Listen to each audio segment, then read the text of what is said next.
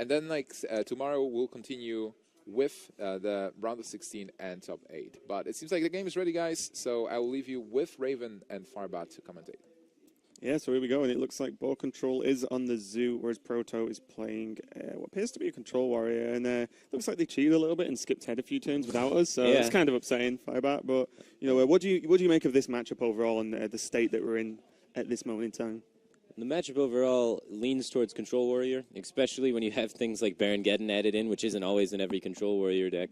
The most important thing is being able to remove Darkshire Councilman and being able to remove Flame Imp, and I guess the other 3 drops, which in this case is Brand, which isn't actually always in every Zoo list. But being able to kill those important threats right away is super important, and the Proto doesn't have a way to do that, so it looks a little awkward for him right now. Yeah, it's kind of tough. He can actually bash Shield Slam if he really wants to clear off the Councilman, because Councilman's very similar, in my view, to Frothing Berserker. The turn you leave it up is the turn you regret it afterwards. It never works out well to just leave that minion up if there's a way to deal with it. But what's good, is, at least for Proto, is he does have 2 Bloodhoof Braves in hand, which is pretty good, and really good sort of stopping blocks for Zoo. Yeah, but the scary part is now he's used all of his removal on the Darkshire Councilman, and now there's Bran is sitting here, and there's just so many Battlecry minions in Zoo. We can see here BoarControl able to get the Dark Peddler down and even push just massive amounts of damage with the Abusive Sergeant if he wants. Yeah, and the reason Dark Peddler is so good is there's so many, 1-drops you actually really want in Zoo. Yeah. And when you get to do that twice, as we can see now, so Possessed Villager, and now BoarControl's got the option between Power Overwhelming, Corruption, and another Possessed Villager, which all have their ups and downs, I guess. Corruption's probably the one that is the lowest priority, I would say, even versus a deck that's controlly to insta-kill a Baron after 1 turn. Yeah. But, normally a lot of players lean just straight towards Power Overwhelming half the time. Yeah, I imagine he picks Power Overwhelming. He's got a bunch of small minions in his hand already and not a lot of buff cards, so might as well take the buff card. It just kind of makes sense with the way the hand's structured. And you're running into the turns now where Control Warrior is going to start dropping the big minions, and Power Overwhelming, even if you're not in a position to burst with it, is just really good at just trading up, right? That's what Zoo does. They just trade very efficiently and then bank on that as the turns go on and just win the game through that a lot of the time.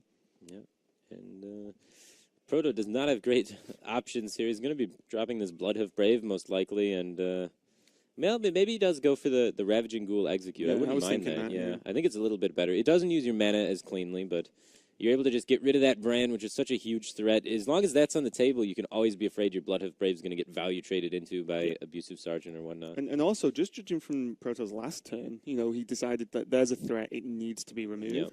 Bran is the next threat, as you mentioned, and he has a decent way to remove it. He actually clears the Divine Shield and the Death Rattle from the 1/1 Possessed Villager as well. So, there's multiple points of value coming off this ghoul, even though it doesn't look super clean. It actually does get a lot of work done.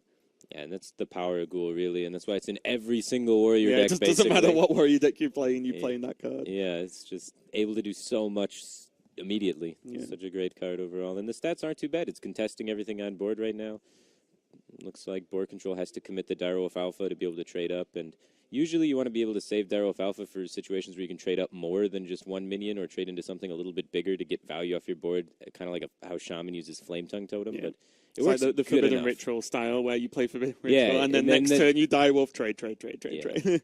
I imagine we see Doomsayer come down here, hiding behind this Bloodhoof Brave, trying to go off. If that Doomsayer goes off, it's going to be pretty huge for Proto, allowing him a window of opportunity to really come back in this game. And I say really come back while he's at 27 health, but that's the nature of Zoo, though. They snowball. As soon as they get a grip on the board, it's really hard to get him off of it. Well, being able to use Dark Iron Dwarf and Abusive Sergeant and the Power Overwhelming, he is going to be able to get this done, which is pretty impressive, actually. As Zoo to clear a Bloodhoof and a Doomsayer with only a few minions on board, even with the Direwolf, is actually a really good turn. And suddenly, Proto's kind of maybe even all in on this. Oh, there we go. I was going to say he was all in on Baron Geddon and getting work done, but instead it looks like Brawl could well be the option here. Yeah, it definitely seems pretty solid. There's only one really bad outcome, which is if Dark Iron Dwarf survives. If anything else survives, you're usually pretty happy with it, and you're hoping the reload is then some stuff that's vulnerable to Baron Geddon. We can see the reload's about to be Doomguard, but... Yeah, on a scale of 1 to really bad, how bad does it feel to have 2 Doomguard in hand? Really bad. Just really bad. I believe it or not, I thought that would be your answer. Yeah, he has the ability to maybe tap and only discard one of the Doom Guards and then have one of those Doom Guard into Doom Guard turns. But when you're not really even pushing for lethal, more often than not, you'd rather have just a bunch of cards. Yeah, like you'd rather small just minions. take the hit of the Doom Guard potentially, and then just like play on after that if possible. I think so, yeah. I think because the value of cards is so relevant in this matchup where you're trying to grind them out slowly. You're not really trying to burst the warrior down. You want to just make sure the warrior runs out of steam completely. And we can see here the warrior already down to only 2 cards, so it's starting to work. Yeah. The Zoo's and I agree. Like if you can keep the cycle up, then it means you can play more minions per turn, right? Because that's what Zoo does, and why the card draw is so important. Whereas if you're just dropping 1 minion a turn, then that's what Warrior can do. Yeah. It's built to deal with things like that. Yeah, so it's unfortunate he has the double Doom Guard there. He goes ahead and plays one, just charges it into the face, hoping that Proto doesn't have an answer for it. And we see now the Execute ripped off the top as an answer, but no activator for it. Yeah, and none of this feels great because the problem, if Geddon was a battle cry, Yeah. things would be different. Yeah, that would be but insane. it happens at the end of the turn, so it would only delay the turn, do an additional 2 damage to the warrior anyway, and not really get much done. So we're going to see the Bluetooth Brave get played now. Yeah. And try and build up for Execute because you would imagine the Doom Guard's going into it this turn. And then hopefully the board's some sort of small Zoo minion board, and you can execute the big minion, play the Baron Geddon, kill all the little minions, be good to go with a naked board against Zoo. That's the dream scenario, right? You just want to make sure Zoo has absolutely no minions. They rely so heavily on those buff cards. If they have nothing on the board, they're usually pretty dead. Yeah, I mean, that's how you actually win versus Zoo. You don't even bother about their health. Yeah, just exactly. Just empty the board every turn and you're doing something right. You will just win. Yeah. And looks like there's going to be some Village Idiots sticking around after the Baron Geddon goes down, but it's most likely still going to be Baron Geddon as the play. You get to clear off half of the bodies there, but your only fear then is Power Overwhelming and Soulfire. And there's a Deathwing. Yeah. That's going to be good after the Baron Geddon clear to pop these Death Rattles. Then you have the follow-up after they clear your Baron Geddon, and you slam down the Deathwing, and that's going to clear Zoo's board right up. And also it's a 12-12. Yeah. Which can just end the game in 2 turns anyway. So, yeah, this is actually pretty huge. Deathwing's such a weird inclusion in Warrior.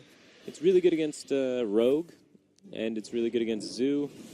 Yeah, doesn't have that many terrible matchups. I just feel whenever I've tried it, I always draw it turn 1. I'm like, yeah, that's not great. Oh, turn Deathwing, 1. please. The strength of the card, though, is that it does swing a lot of key matchups, right? So you're able to target a lot better by including it in your deck, and I imagine we can see it come out here.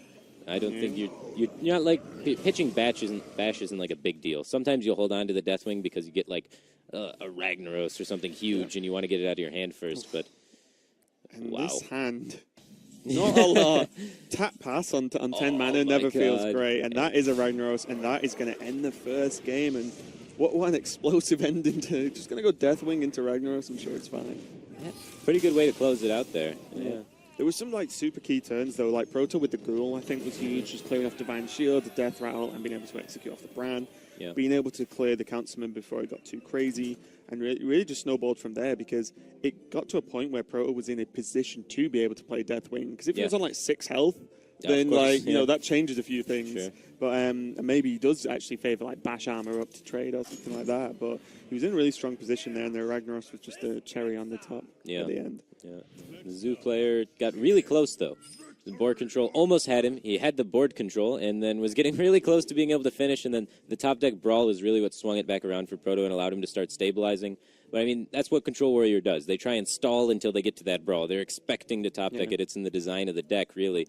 And also the Doomsayer. The Doomsayer is pretty huge, too. There was 13 points of damage put into 2 minions that turn, and that to face could have changed everything if the Doomsayer wasn't there. Yeah, the game could have easily went either way. Yeah, for sure. But the next matchup is going to be Proto's Warrior again, and BoarControl has gone over to his Hunter, feeling like it's a pretty good matchup versus Warrior, and I'd have to agree, to be honest. Yeah, it's not too bad. But again, this is a matchup where Deathwing could play a big role, because the way Hunter closes out the game most of the time is with Call of the Wild, and then going all face with Call of the Wild, and then saying, you can't deal with Call of the Wild. Well, Deathwing does. Yeah. Does it pretty well. Does. So, and we already see a Stranglethorn Tiger in the hand of BoarControl. He could be playing one of the lists that cut high mains. If he's doing that, then this is going to be tough. If he still has the high mains in the deck, though, then it's usually a pretty good matchup for the Hunter. Yeah.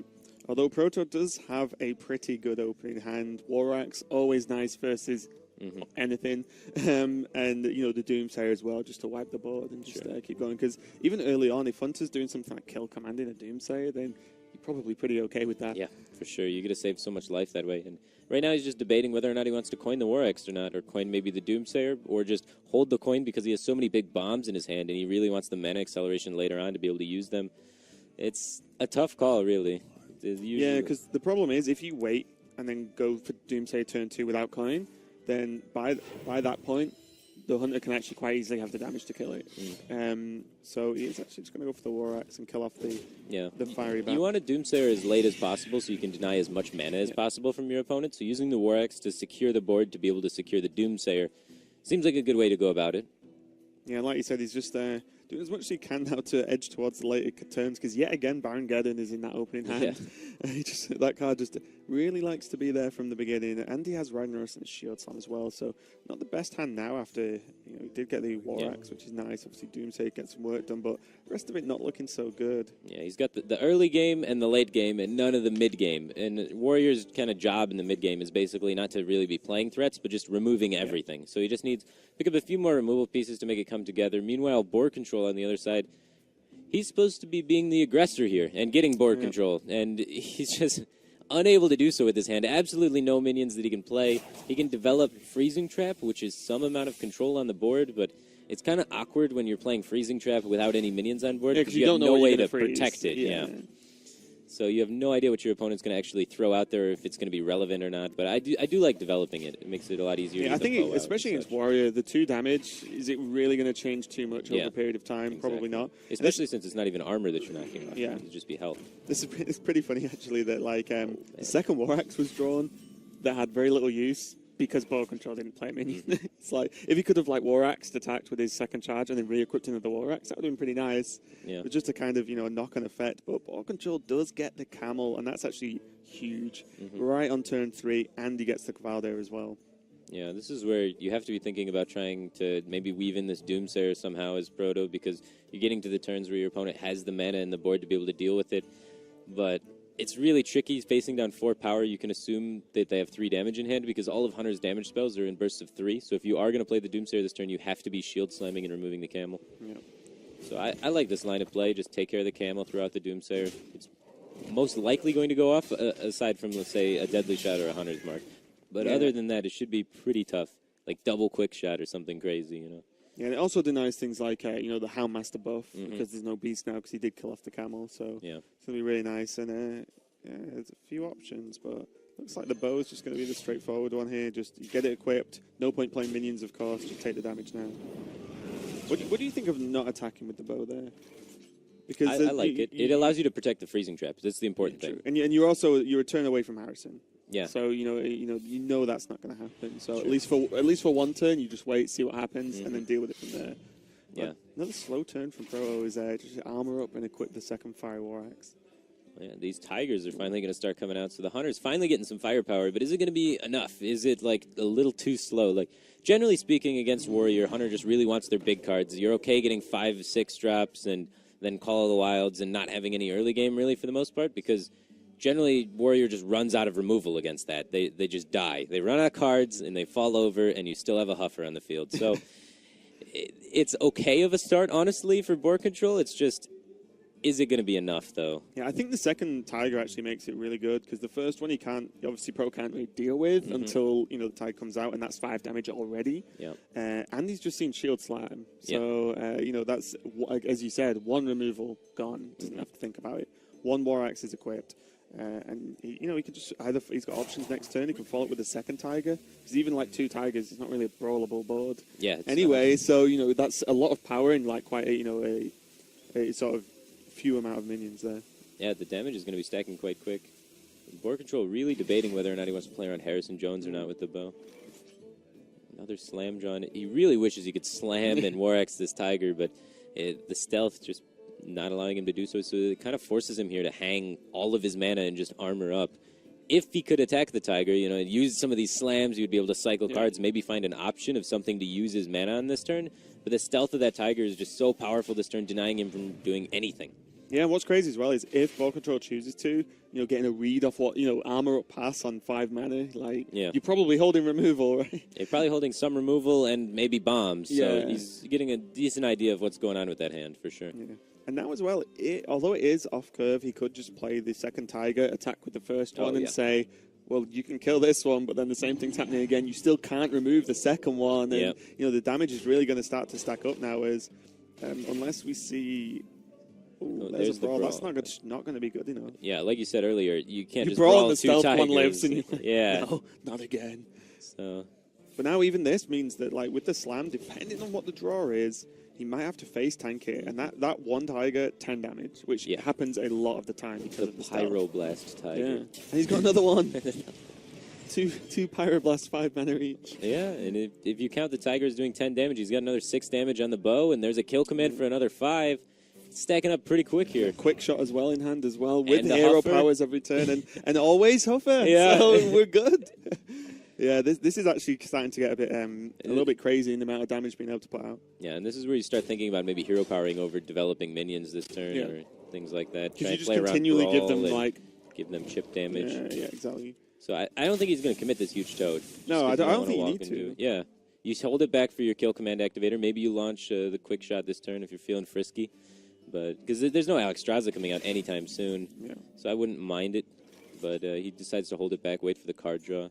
Yeah, shield blocks coming off the top there for Proto, and that's going to be able to keep him, or at least give him some additional health, but I think the card draw will be more important.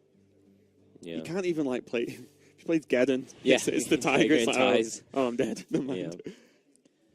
Gets Sylvanas, and that's just not what he needs either.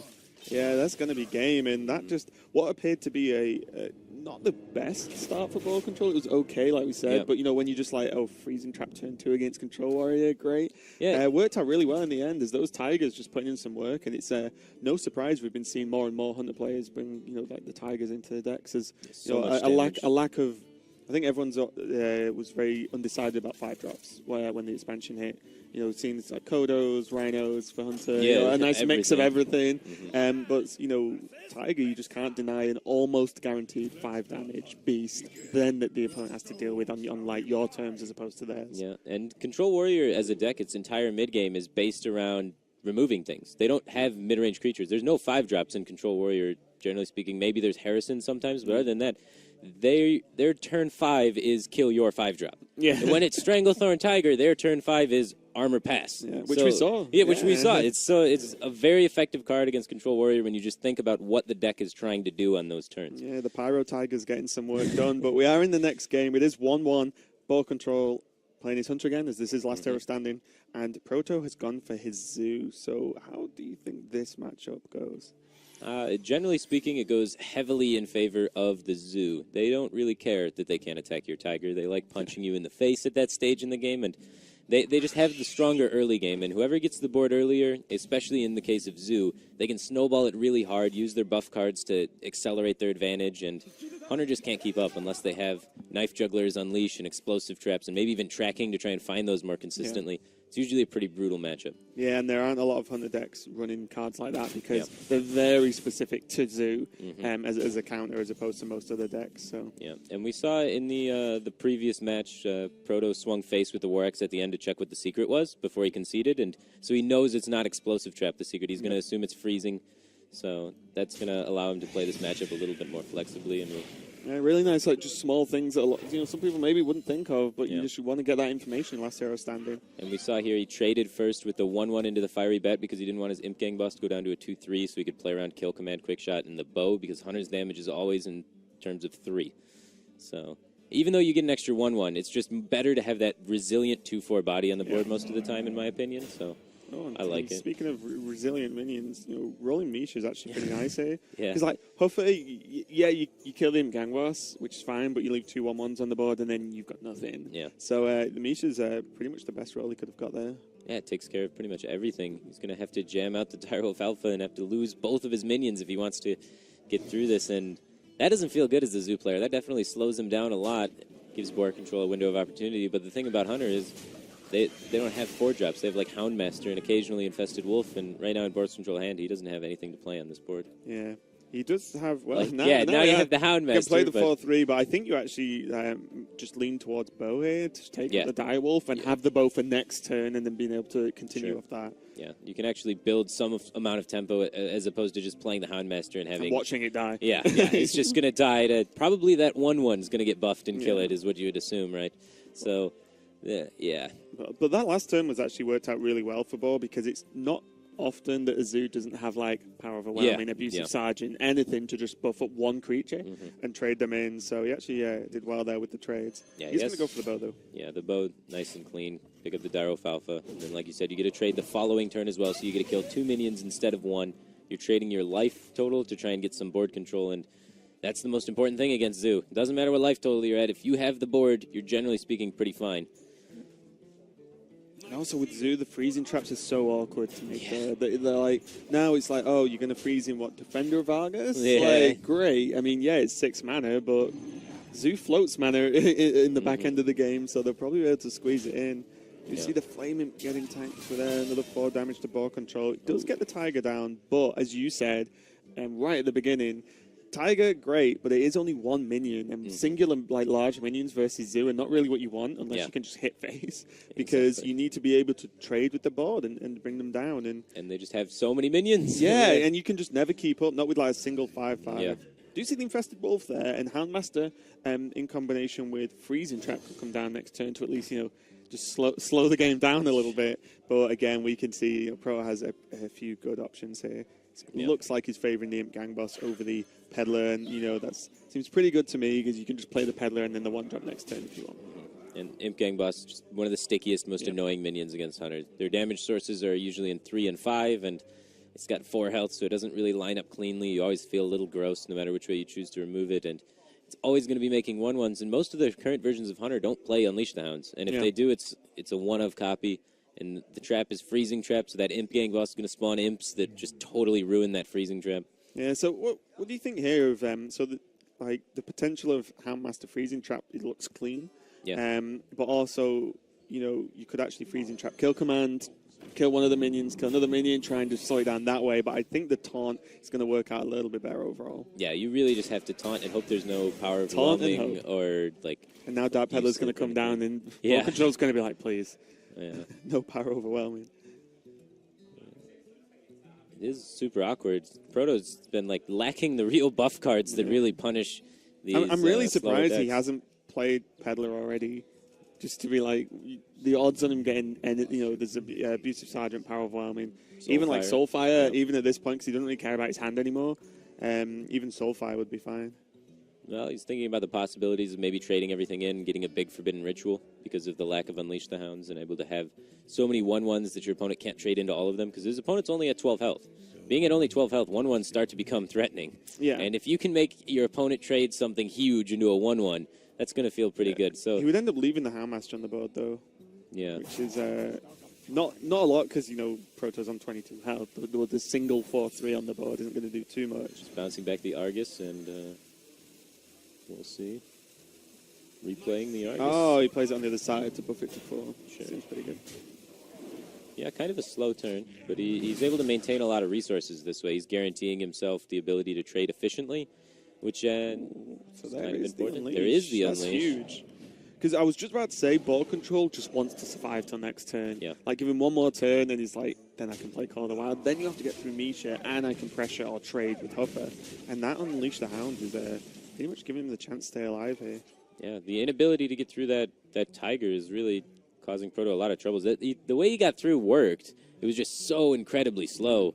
He did nothing else that turn, basically. He did just kill the Tiger, really. He preserved his entire hand, though. Like, he was able to hold on to so many resources, but it's interesting. It's one of those plays to definitely look back on, for sure. Yep, so as you said, the Forbidden Ritual is going to come down. Deadly Shot, definitely not the draw you want against a 7-mana Forbidden Ritual. But it's going to be Call of the Wild, and that is actually a lot of damage. Yeah, but at the same time, you got to think as BoarControl if you're going to die or not. Yeah, I mean, like, you see no buff. So yeah, what, no so what was a drawback early so on? Far. Yeah, what was a drawback early on for Proto? Now he's like, BoarControl's like, I've seen 0. Yeah. Surely he's going to get Power Overwhelming, Abusive Soulfire, or Leroy if he's playing it. At this point, there's got to be something. Yeah, exactly. So he's thinking about trading into these 1/1s. He wants to be setting up lethal while he's trading in. Yeah, like, if he trades in at all, no matter what, he wants to make sure that he has lethal setup. He can assume the Misha is going to die. He can assume the Houndmaster is going to die. So if you assume those are going to die, you're left with 5, 9, 10, 11 on your board, 12, 13 with the hero power. So you can probably afford to trade the Infested Wolf in somewhere. How much do you think that the killing a 1/1 is going to change the outcome? That's also though? true. You Like, got to that's look the at that. problem. Yeah. Like, because you can do it and you still set up lethal, but also... Well, you play like, around double power overwhelming. But this way plays around your Huffer dying as well, because now even if Huffer dies, he still has 3, 4, 5. Well, he's got the kill command in hand, too. Yeah. So this plays around like literally your whole board dying. As long as the Infested Wolf is around, you're good to go. So, I don't know. I think it's kind Or of... even the spider. Yeah, even the spiders could kill him, so... Yeah. It This sets is- up the guaranteed This lethal, going to be basically. important. And, Absolutely nothing. wow, Proto just isn't getting any Yeah. buff cards whatsoever. We didn't see a single abusive, No. single power overwhelming, or a single soulfire, and that's really the core of what makes Zoo work, is Yeah. those sort of buff cards. So a bit unlucky there, but then you can also look back at the turn where he used the Defender of Argus and say, maybe that's too slow an approach, maybe just overdevelop more on the board. And Yeah, because he had like, did he have like 2 or 3? He had Peddler and Squire he had as well, Peddler and so- Squire, he had the ability to tap, he had the ability to use Forbidden Ritual that turn, and it's something like sacrifice more of your on-board and then fill the board more, Yeah. expecting the game Like to I said, it was end really, sooner. It's- really interesting because the Peddler could have come down and he could have got a He buff could have got card, the right, buff and then card, made yeah. that way easier and still developed the Squire, Yeah. played the buff card, traded But- in, and then tried to snowball from there. In his mind, though, his opponent hadn't had Unleash yet. He doesn't. He makes the read. His opponent doesn't have Unleash in their hand. He's like, as long as I guarantee that I can get through this, I feel like I can set myself up in a position where I can use this hand to win the game.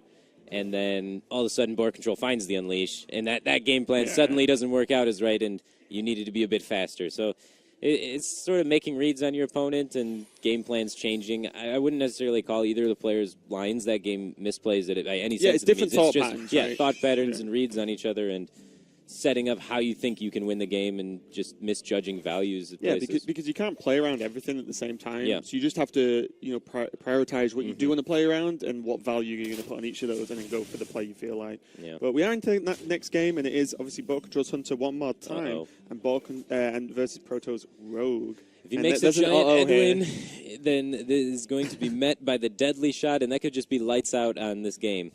Okay, But he has decent follow-up, If you're in this position, do you just go for the Edwin? Yeah. Okay, I thought so. But you know me. Yeah. Do you want to make a minion that can hit face really hard, Firebat? Yes. Yes. Yes, I do. Yeah, so we see the giant Edwin coming out, and it is most definitely going to be met with the deadly shot.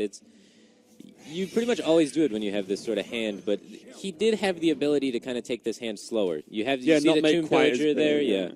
You could have went a different direction with it, but most of the time this works out. So if you go on the raw stats idea, you're like, what's the % chance they have deadly shot? They don't keep it in the matchup. And then if they don't, I almost just win. Yeah, like, you that's almost the thing. win You every almost time, just yeah. actually win. So, going to see Journey below. Sorry. Yeah, maybe a N'Zoth could be, but we do see Conceal at the same time, so maybe just playing Journey from below. Yeah, I think JJ was playing the list. Yeah. I don't know if it's like his current list or the one he's played a few weeks ago, but he was playing pretty much Miracle Rogue with Journey below, just for additional one-mana spell. And, a lot of the death rattles are pretty good. Oh, Proto forgot to redagger or play Thalnos. He just floated 2 mana.